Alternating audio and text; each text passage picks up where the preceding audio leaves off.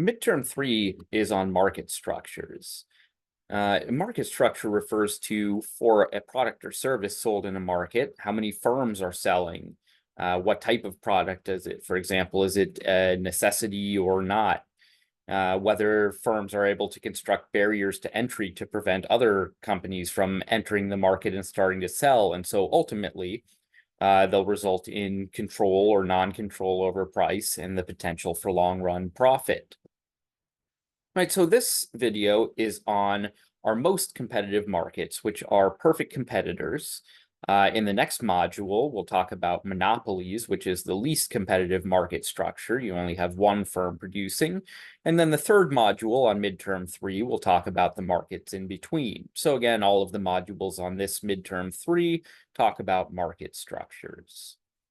So what is a perfect competitor? A perfect competitor is a market where we have many buyers and sellers producing identical products, or the sellers are producing identical products or nearly identical products, and there's not going to be any barriers to market entry or exit, so firms can freely enter the market and start selling or leave the market. And we're going to see that as a result, there's no control over price and no long-run economic profit. So an example of a perfectly competitive market that the book gives are the wheat and corn industries, but the USDA does grade these agricultural products, and perhaps if you like eating corn, you might be able to tell the difference between good versus bad corn. So maybe not exactly perfectly competitive. The example I always give in class is toothpicks. If I handed you two wooden toothpicks from two brands, you probably wouldn't be able to tell which is which. All right, so wooden toothpicks may be an example of perfect competition.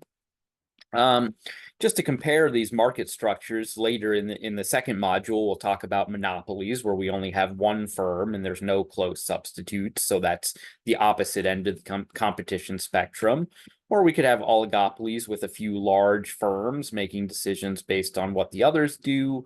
Most companies in the real world operate under monopolistic competition, where you have many buyers and sellers and a differentiated product. But again, this video is on perfect competitors. The perfect competitors produce identical products to one another. So in the real world, not a ton of examples of actually perfectly competitive markets. All right, in the perfectly competitive market, we say that each firm is a price taker. Again, each company is so small and producing a product that's identical to their competitors that they cannot influence the market price. And so as a result, firms take the price as given and decide what quantity to produce and sell. So this is what we're looking at for the entire market. We have this downward sloping demand curve, but the perfect competitor doesn't sell their product to the entire market. They sell only to a local subset of the market. And so demand here is equal to marginal revenue. If the perfect competitor sells one more unit, how much revenue will they bring in?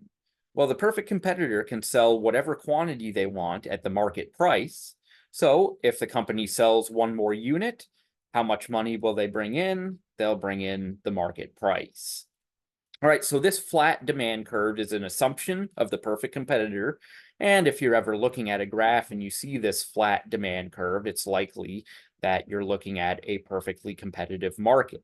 So once again, firms in the perfectly competitive market are price takers. What that means is their marginal revenue, how much money will they bring in if they sell one more product? It'll just be always the market price. That contrasts to a downward sloping demand curve in the entire market. Each individual firm does not sell to the entire market. They sell based on just producing whatever quantity they want at market price. Okay, so our decision for profit is going to come down to marginal revenue. Again, if we sell one more unit, how much additional revenue will we bring in versus how much will it cost us? So the profit maximizing rule is marginal revenue equals marginal cost. So let's pause for a minute before we go on and think about why that makes sense. Marginal revenue equals marginal cost maximizes profit. Well, if marginal revenue was greater than marginal cost, that means we sell one more unit, we bring in more revenue than it cost us, and profit can't be maximized, right? We sell one more unit, Marginal revenue greater than marginal cost will make additional profit. What about the opposite case? If marginal cost was greater than marginal revenue, once again, we're not maximizing profit. If we produce another unit and it costs us more than we'll make on the market by selling it, we're not maximizing profit. So the profit maximizing rule, marginal cost equals marginal revenue. All right, if in a perfectly competitive market, the market price is $5 and the last unit produced had a marginal cost of $4, what can we say? Is this firm maximizing profit? No, it could sell one more unit, bring in $5. It only costs $4, so it would make a per unit profit of $1. This firm can increase profits by producing a higher quantity because marginal revenue is greater than marginal cost. If it was the opposite and marginal cost was greater than marginal revenue, it's costing us more to produce than we'll bring in by selling it, then they could increase profits by producing a lower quantity and profits would still not be maximized. All right, so I'll keep this video short. I'll do a follow-up video on short run profit maximization, but really what I want you to take away here is what is the perfect competitor?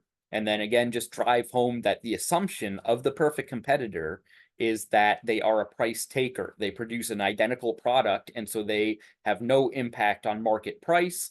They can simply sell whatever quantity they want at the market price, meaning that their marginal revenue, if they sell one more unit, how much additional revenue will they bring in? It's just whatever the market price is.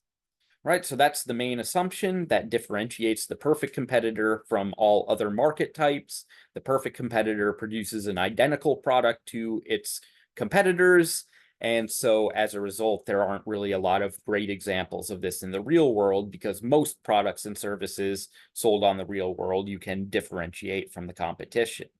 Nonetheless, this one and our monopoly in the next unit will set sort of the endpoints of competitive nature. Right, so perfect competitor, we have many sellers producing an identical product, which means that marginal revenue is equal to the price.